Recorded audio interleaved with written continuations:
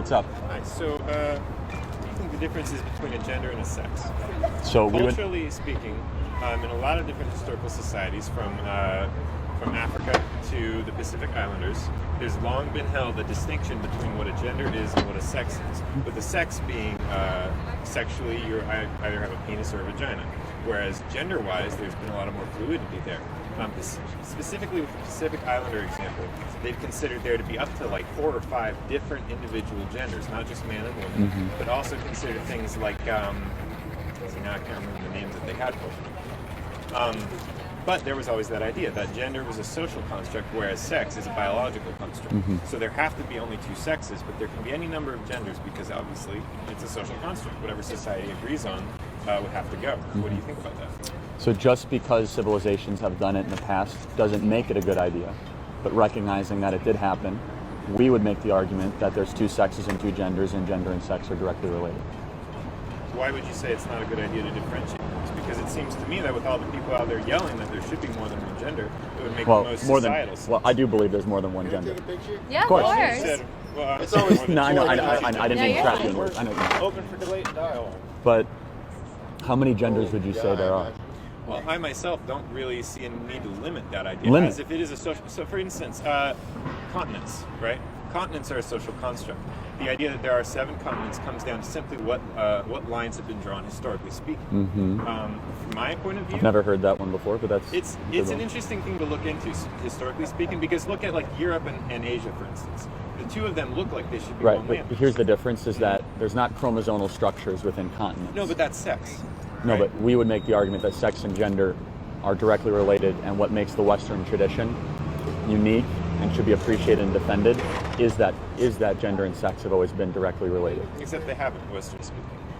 In the Western tradition, yes. The ancient Greeks haven't. The ancient Greeks are where we get our Western tradition from originally. Against it. Ancient Greeks were not part of the Western tradition, but don't think some, so? I would say that some of our thinking and some of the inspiration of the founding came from Aristotelian or Socratic or Plato. Yeah, I would say that, but not everything the Greeks No, did not everything. we adopted. But the Western tradition, so post 1800, gender and sex being directly related. This comes back to a question of identity. So the question is, can you choose to be something that you're not? You would say, no. I mean, you could choose. You have the freedom to be whatever you want to say, but you also don't have the power to force me to call you something else. Getting lost a little bit in that point because I think it's an interesting idea. That said, I know exactly where this is going to end up leading, but I'm going to ask the question anyway. Sure. If I were a police officer, right, and I wanted to become a lawyer, what's to stop me from doing this? Nothing.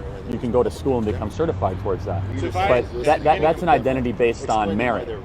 That's an identity based on Not choice. necessarily merit. I could be a really shitty lawyer, but I'm still But you have a to lawyer. pass the bar, don't you? Yeah, but So a that's lot merit. of really shitty lawyers pass the bar. Well, no doubt, but there is some form of achievement standard to become a lawyer, whether Maybe, it but should or in not. America, the entire idea of choice, right? You know, we have democracy. We get the choice to be whatever we want to be. No That's doubt, always but been part of our you don't have the choice to tell me what to call you. That's the problem. You see where that starts to get kind of dangerous. Yeah, anyone can be anything they want. I mean, I know plenty of transgender people, and I consider some of them friends. So you rather think that rather than say, okay, I can be whatever gender I want, but you don't need to necessarily. Of course, decide you have when- the freedom. I don't think a government agency should come through. You know what I do think is dangerous? Adding a 3rd, 4th, 5th, 6th, 7th box on a birth certificate, which is already happening in Canada. They're adding a non-binary box in Canada for gender. I think that's wrong. I think that's morally reprehensible. Now, I would disagree on morally reprehensible, but I think that is interesting. Do you want me to tell you why I think it's morally reprehensible? Because children typically live in a state of confusion. Would you agree? They're trying to understand language. They're trying to understand their place in the world. Let me finish real quick. No, let me finish. So to add more confusion to a child's already discovery in a place in a very chaotic world, I consider to be morally questionable, if not reprehensible.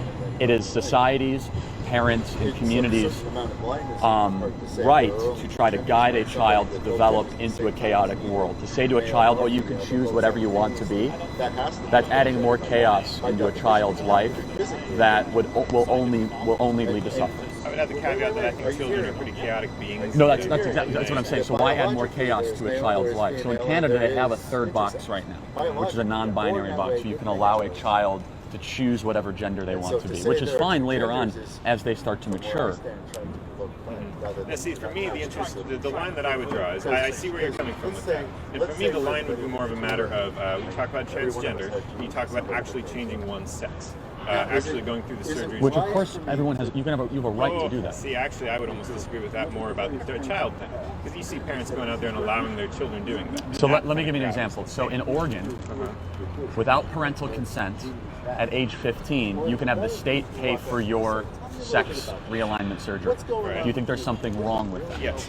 Okay, you do. Good. So we agree. Oh, absolutely. So here's the thing. 15, you're not even young enough to legally drink. No, exactly. You're not legally young enough to do So anything. you and I have agreement. I think there's something wrong when a 15-year-old can go get state-funded sex reassignment surgery without telling their parents. I agree with that, but here's the thing. I think that's wrong. I don't necessarily think that if you're 15 years old and you want to identify as some other gender, like male, him, her, non-binary. Yes, and it's incumbent on the individual to be respectful towards that person's dignity. Yes, of course. But Just however, like you must have, and you do it because you're being very respectful, as much understanding that I can say that there's two genders. You see? Yeah, and I think you're fine. You're to consider that. You say that you're fine with there being more than one gender, as in if I want to identify something else, that's fine. You just don't want to have to call me as that. And I think That's correct. That's a fine Yes. point. But if I were to identify as another gender, wouldn't I think that your idea of two genders be a little offensive? It might. I mean, it would be no more offensive than someone having a religious difference or political difference. See, my opinion is rooted first and foremost in biology. Yeah, but people find their political differences to be offensive also. No, that's okay, but I couldn't care less if people find my political differences offensive. Okay. Wearing this hat is considered to be offensive, despite the heroic I work they would do. disagree simply because that hat represents the government agency, not necessarily what that government Well, agency is doing. It also represents the members of that government agency and their mission statement. We can Yes. worry about what's So, right. but you shouldn't. We're right.